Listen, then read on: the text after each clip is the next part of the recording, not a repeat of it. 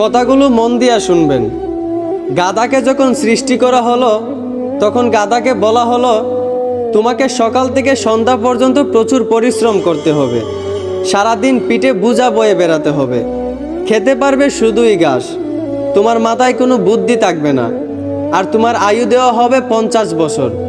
এইটা শুনে গাধা বলল, হে প্রভু, আমাকে 50 বছর না দিয়ে 20 বছর আয়ু দিন, আমি এত বছর বাঁচতে চাই না। সৃষ্টিকর্তা তার এই কথা মঞ্জুর করলেন। তারপর যখন কুকুরকে সৃষ্টি করা হলো তখন কুকুরকে বলা হলো, তুমি হবে মানুষের একজন কাছের বন্ধু, আর তোমার খাবার হবে মানুষের থেকে যাওয়া জুটা খাবার, আর তোমার আয়ু দেওয়া হবে 30 বছর। এইটা শুনে কুকুর সৃষ্টিকর্তার কাছে হাত জোড় করে বলল, হে প্রভু, আমি 30 বছর বাঁচতে চাই না, আমাকে 30 বছর থেকে 15 বছর আয়ু দিন। সৃষ্টিকর্তা তার এই কথাও মঞ্জুর করলেন। তারপর যখন বানরকে সৃষ্টি করলেন তখন বানরকে বলা হলো, তুমি শুধু এই গাছ থেকে ওই গাছে ঝুলতে থাকবে আর মানুষকে বিনোদন দেওয়ার চেষ্টা করবে, আর তোমার আয়ু দেওয়া হবে 20 বছর। এইটা শুনে বানরও হাত জোড় করে সৃষ্টিকর্তার কাছে বলল, হে আল্লাহ, আমাকে 20 বছর না দিয়ে 10 বছর আয়ু দিন, আমি এত বছর বাঁচতে চাই না। সৃষ্টিকর্তা বানরের কথাও মঞ্জুর করলেন। তারপর আসলো পুরুষের পালা। পুরুষকে যখন সৃষ্টি করা হলো তখন পুরুষকে বলা হলো, তুমি হলে প্রাণীদের মধ্যে সবচেয়ে বিচক্ষণ এবং বুদ্ধিমান, এই জন্য তোমাকে প্রাণীদের শিরোমণি করা হলো, আর তোমার আয়ু দেওয়া হবে 20 বছর।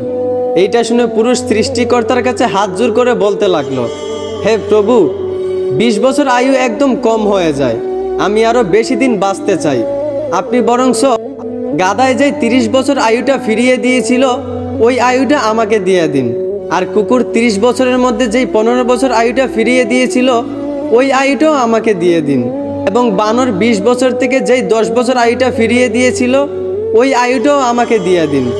সৃষ্টিকর্তা পুরুষের এই কথাগুলো মঞ্জুর করলেন।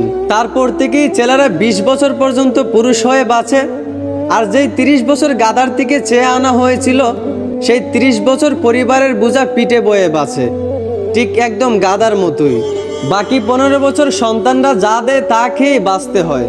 যেমন একটা কুকুরকে মানুষ যা দেয় তা খেয়েই বাঁচে, ঠিক তেমনি একটা পুরুষও বাকি 15 বছর এইভাবেই কাটাতে হয়, ঠিক একটা কুকুরের মতোই।